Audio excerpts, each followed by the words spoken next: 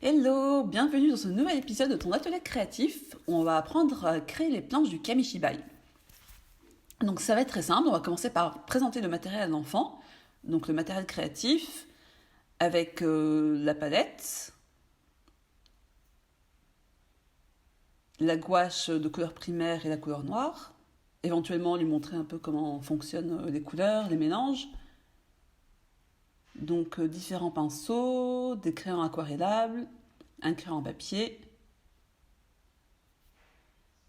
et bien sûr une gomme. Donc le plateau bien sûr.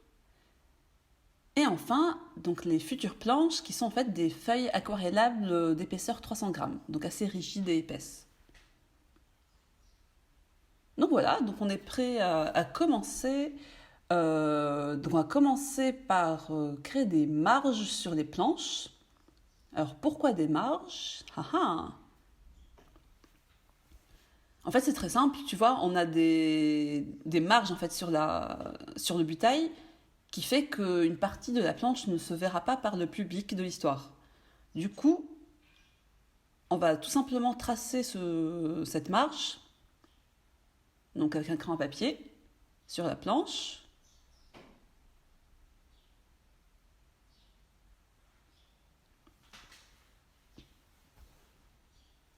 Donc je sais pas si tu vois très bien ici, mais en fait la marge est là. Et bien sûr, faire ce travail sur chaque planche. Donc je sais pas si tu te souviens, sur le storyboard, on va numéroter les images, donc 1, 2, 3, 4, et les textes qui correspondent à chaque image, A, B, C, D, etc. Donc en fait, le but, ça va être de numéroter les planches, et en fait, les images et le texte qui est derrière va être décalé, parce qu'en fait, on va faire défiler les planches sur le butai, du coup, on a besoin que ça soit décalé. Donc on va commencer par numéroter donc, l'image, donc ça va être le recto, donc l'image 1, et ici le verso de la planche qui va être le texte B, etc. On va avoir l'image 2, texte C. Quand tu es prête, on est parti pour commencer à dessiner. Hop, hop, hop, on va faire un magnifique dessin avec les ombres, les détails, tout ça. Non, bien sûr, t'as compris, je plaisante. Le but, c'est vraiment que l'enfant travaille sa motricité fine, s'amuse, déploie sa créativité. Plutôt, tu peux lui dire j'aime te voir dessiner, vraiment accueillir son dessin sans jugement. Si tu demandes si c'est beau, tu lui dis et toi, qu'est-ce que t'en penses? Vraiment, voilà.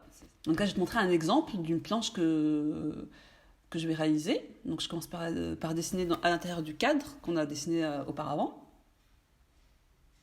Ensuite, je teste un peu les couleurs sur le storyboard pour voir un peu ce qui est joli ou pas.